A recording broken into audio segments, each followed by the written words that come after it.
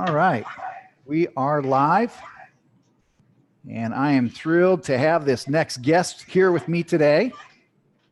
Just checking a couple systems here. We are live. Okay, I got to turn down my. Thrilled to have this next guest.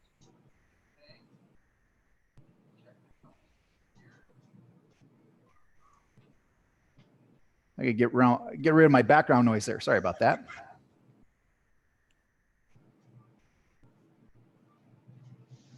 Okay, welcome to the High Achievers Show. Again, thrilled to have my guest with me. He is one of the top loan originators for FHA, as well as Top Volume, based on Scotsman Guide's list that they put out every year. And he's also been in the top 250 at the NAHREP, which I'll have him explain here in a moment. But I want to welcome my special guest, Andrew Quesada. Andrew, thanks for being with me today. Thank you very much for having me. Hey, tell me Pleasure. Can you tell me what the NAHREP stands for? The acronym stands for the National. Oh man, I'm on the spot here. But it's basically, you know, in our area here, we cater to let's see here, you know, it's actually lots of the actual Hispanic community. So you know we get ranked based, you know, on our actual Hispanic last name, and it's that's actually kind of our niche here. That's awesome. Yeah, I knew it had something to do with Hispanic. I looked at it briefly, but glad to have you explain that. You do a ton of volume, a lot of it in FHA. Obviously, want to know the skinny on how you do such incredible, you know, volume. Tell us about your business. Yeah, so we actually focus, on the actual full doc loans, you know, for FHA, Fannie, Freddie, that's pretty much our actual niche. As of late, lots of newer products have actually rolled out, but we just try to stay within the box, as to what works, and then actually be very, very good at it. We actually broker loans too, so we actually bank loans and then also act as an actual broker. So we have conduits, which, if it's an actual pricing issue, we can actually compete based on pricing, based on guidelines, based off of the product. So, it just gives us the actual unique flexibility. Very cool. How do you go about acquiring most of your clients? Well, we work with agents and a lot. I would say a actual handful of actual very, very strong agents. Agents who actually fit our kind of mold, and we also advertise also. We actually go heavy with the actual advertising. So it's a good balance, but I would say it's more so agents, but not actually lots of agents who actually fit, who what's the word, who actually fit, like our actual business model. Can you talk about that? That's interesting. You're not out there just trying to get any agent. And yeah, sure. So I mean, there's all agents are actually great, but we kind of see it as like we're like we're all partners who are basically trying to actually it's a partnership, on the same team, but there's sometimes that I've dealt with agents who they don't actually see it like that, and they it's not like an actual united front, and it just makes the actual transaction a little bit tougher, a little bit tougher. Yeah. So, you really touch on a great point, Andrew, about the unity that needs to exist between a real estate agent and a loan officer.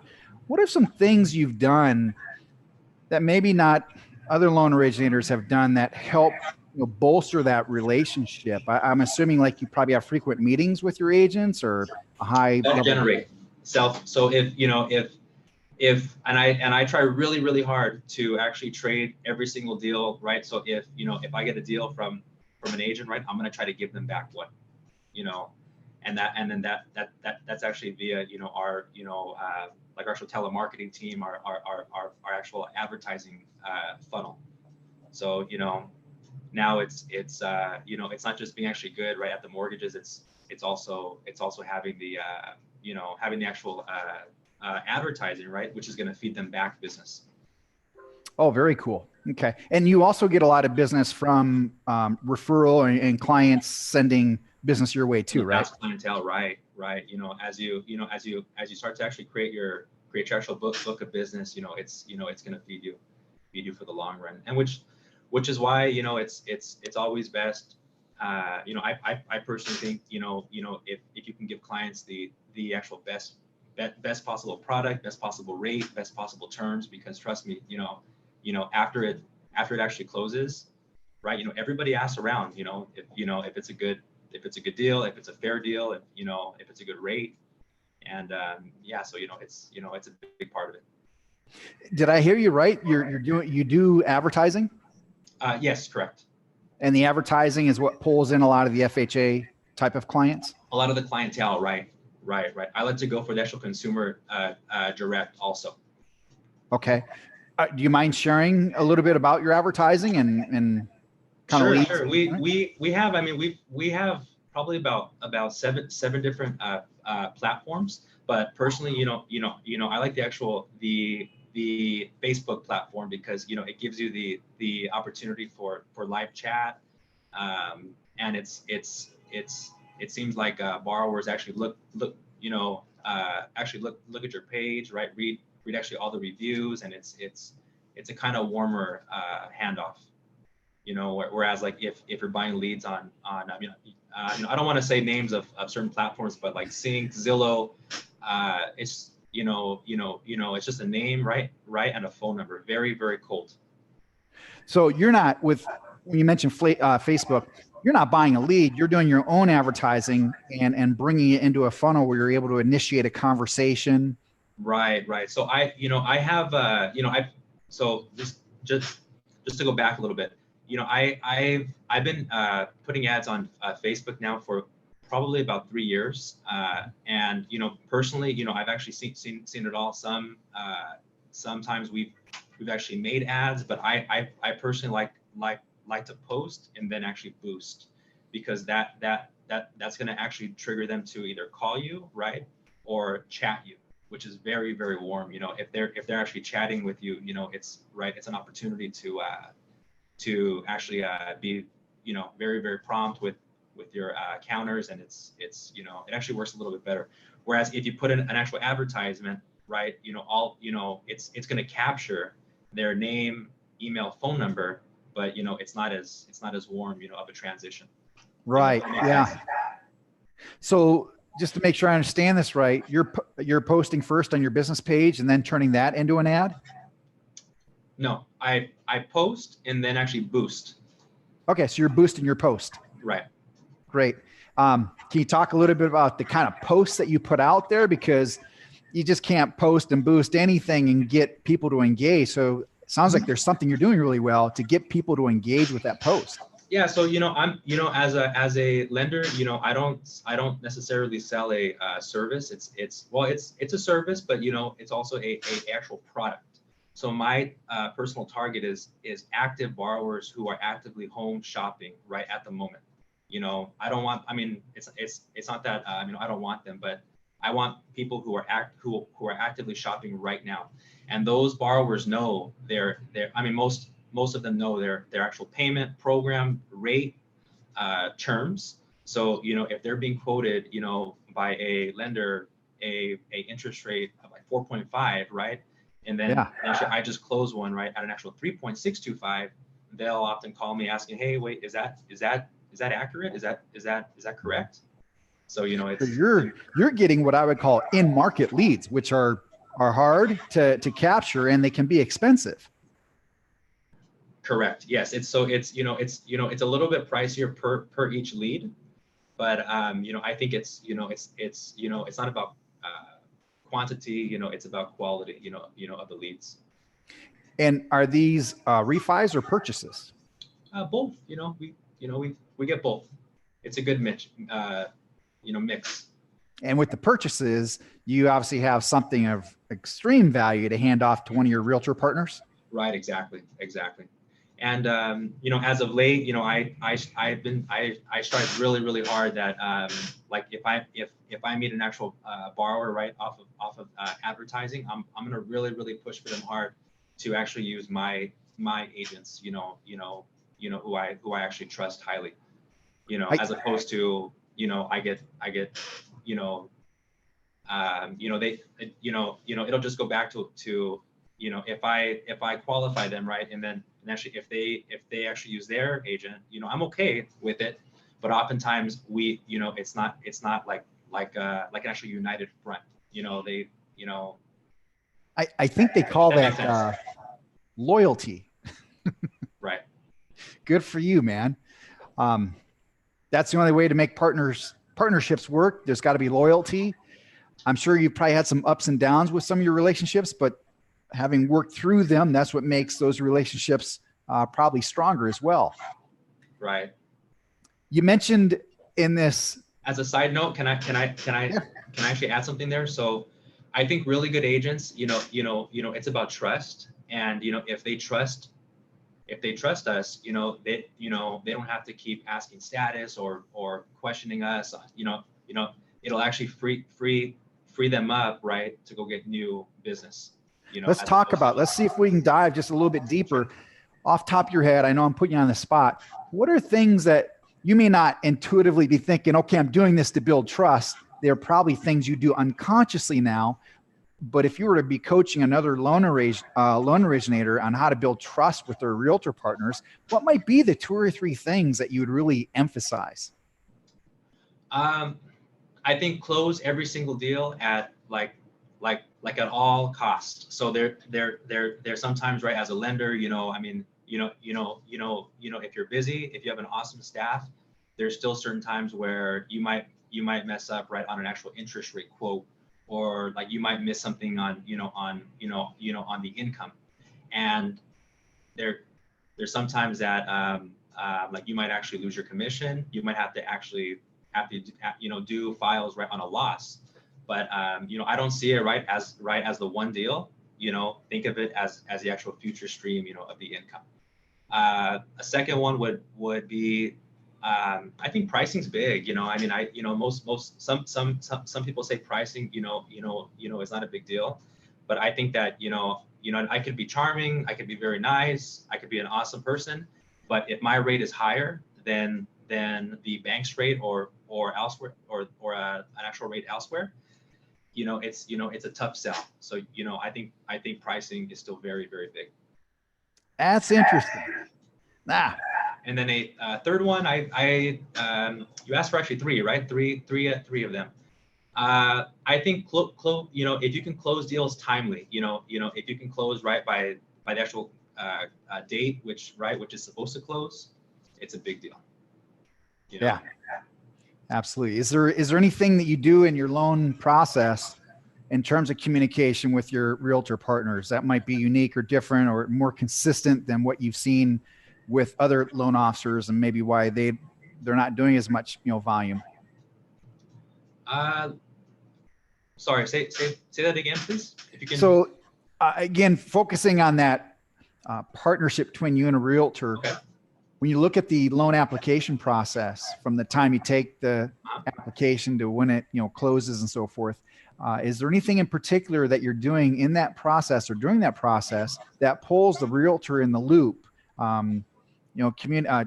Communication builds trust, and so I'm guessing you probably have a lot of communication happening. If you can touch on if there's significant events when you communicate with realtors, or how you might go about that. Sure. So I think my edge is that I staff an actual big processing team, whereas most some people do not. I have a actual bigger staff. I actually try to keep an actual strong processing staff. Which obviously comes at a price. But if you're not staffed, for the volume, it's tough to actually carry it. So where some offices, I don't know, some offices have two processors, 3 processors. We actually have eight processors here. It's a full staff, which kind of gives us more actual hands on deck. if you're in the actual mortgage business, you actually know these files are very dense, very thick, right? It's a lot of moving parts, and just right as a human being, it's very difficult to touch every single file right on the same day. So that's why staff is obviously very important. What kind of volume are you doing for us to kind of correlate 8 processors and what that might mean? Yeah, I think our active pipeline is about I think we have about like about 105 deals active. So that's it's a lot. It's a lot of phone calls. Did you say 105 as in 105? Yes. For Holy the month, cow! Yeah, now that explains why you need 8 processors. Holy cow! It's a lot though. It's a lot of phone calls, emails. So it's a lot of moving parts. That is awesome. I heard you mention at the beginning when we were talking about Facebook and your page, and when you're driving traffic to that page, people, even though you're creating engagement, people are checking out the page. And I heard you mention the word reviews. Right.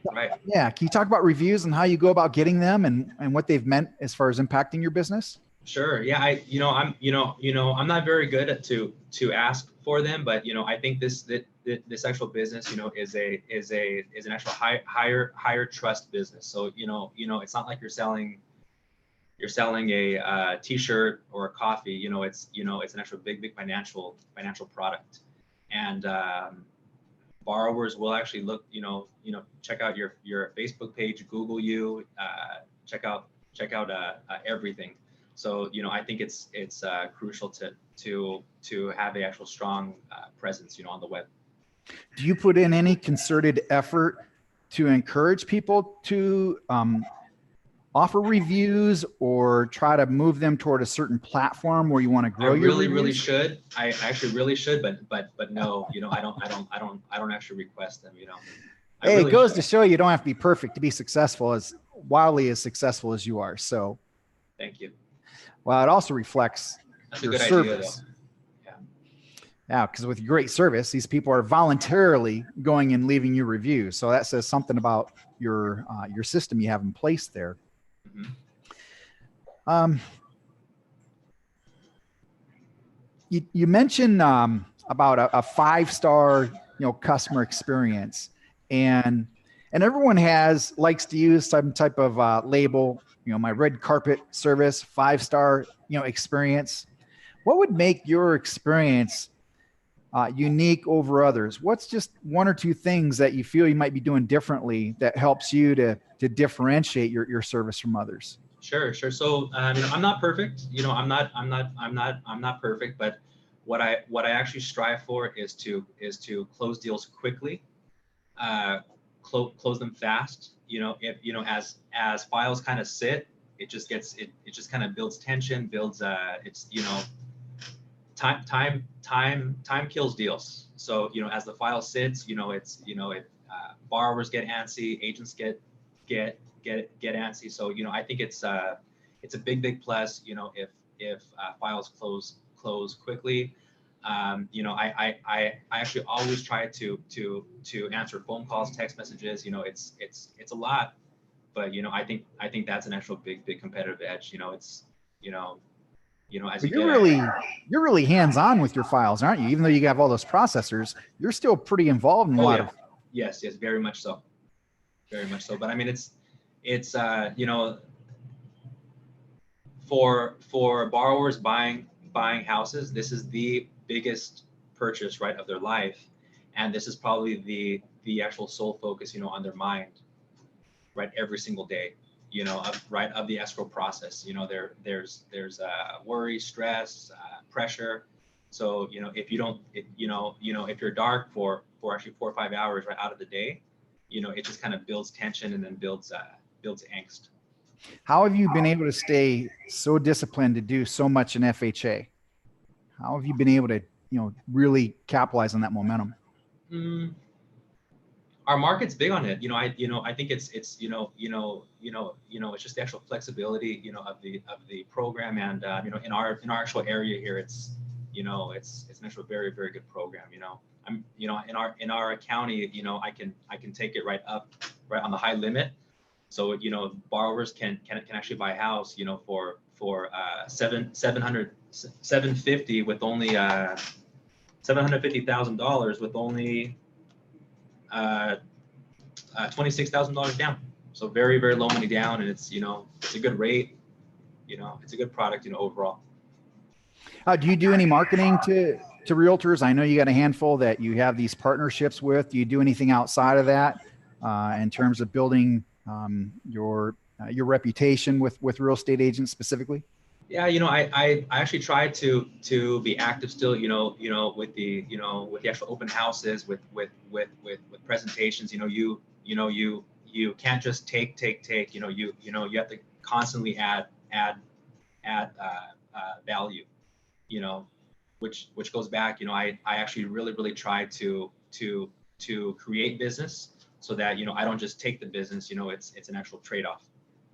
Well, it sounds like once you crack the code on that, you also, in effect, turn the tables, because you were the one who had the lead first. I mean, whoever has the lead has the power.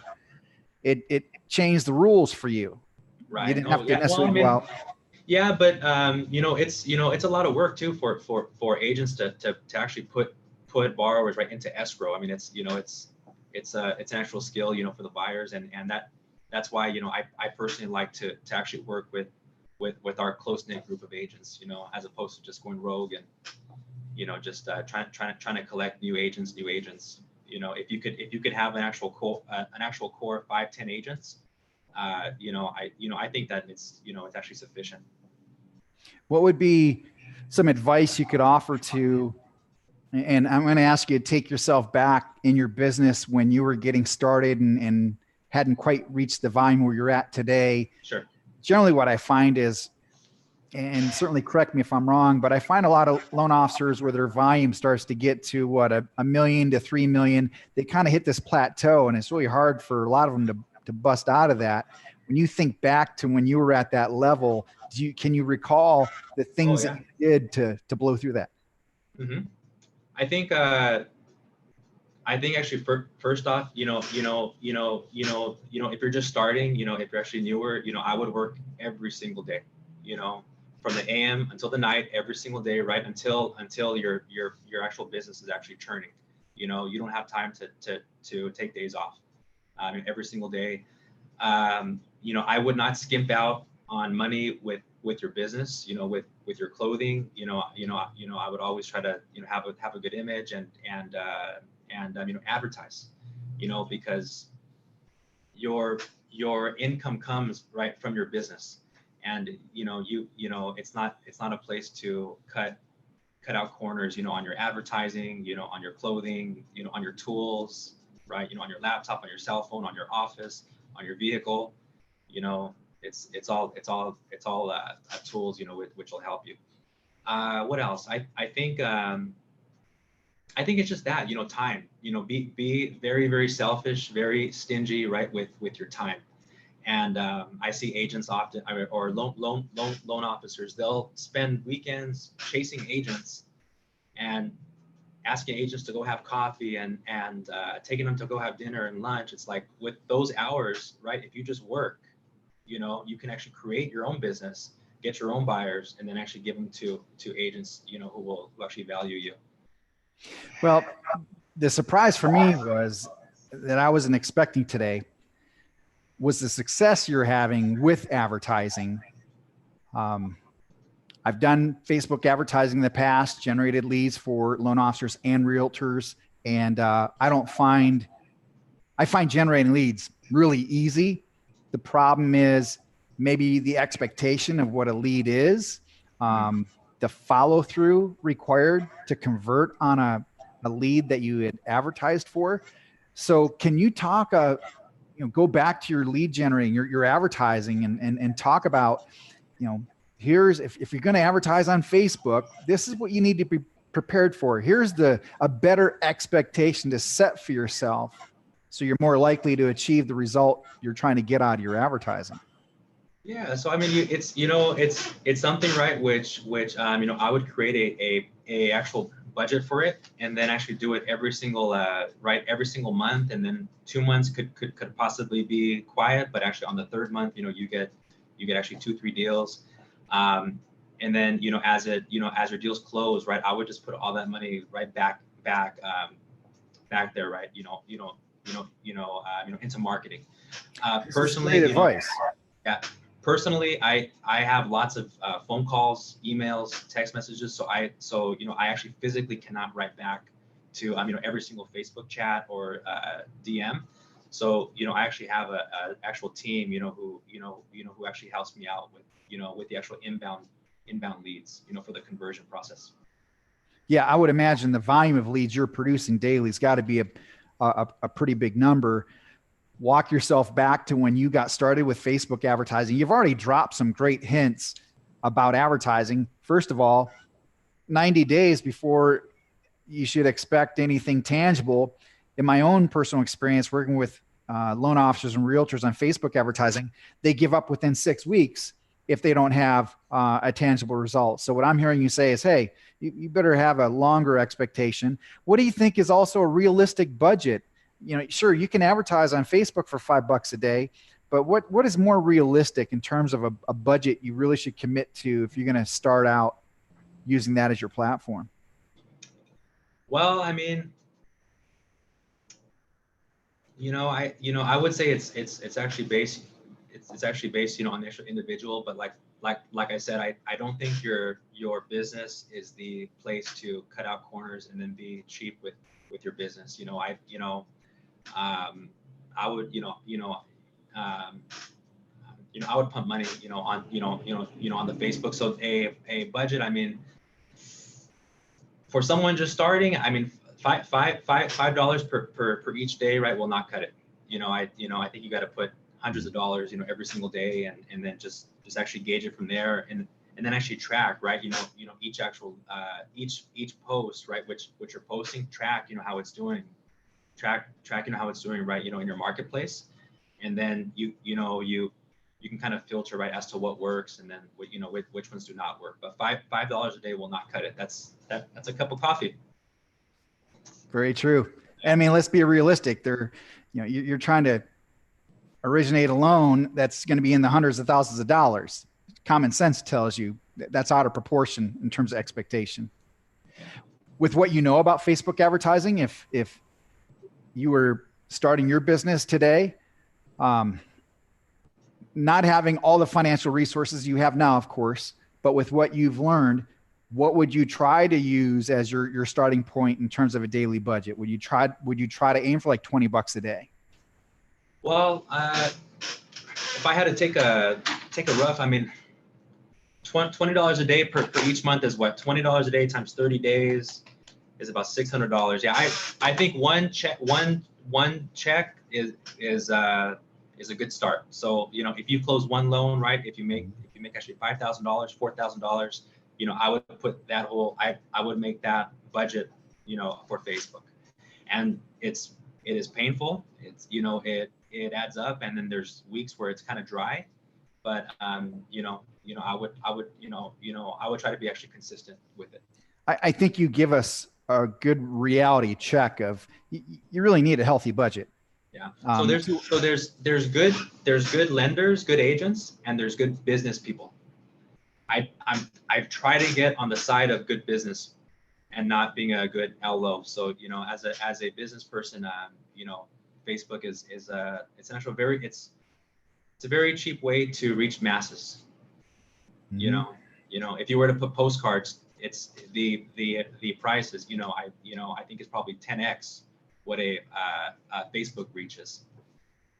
So can you describe a couple types of posts you'll put up there, what you might say in a post to draw engagement? I like to just I personally like to post just deals which were just closed, and then on the actual body right of the post, I'll put there the interest rate, APR, the payment, the terms, just so borrowers see, oh, okay, that's what that client got. Okay, so you're putting up like a client appreciation post. You're recognizing a client whose loan just closed, but you're also adding the particulars of that loan? Correct. Yeah. I don't put the client name just because some borrowers, sure. it's it's kind of private info, but I'll just put just just the actual terms of the transaction. And again, my personal goal is to talk to people who are actively buying right now. If you're buying in 2 years, awesome. 5 months, awesome.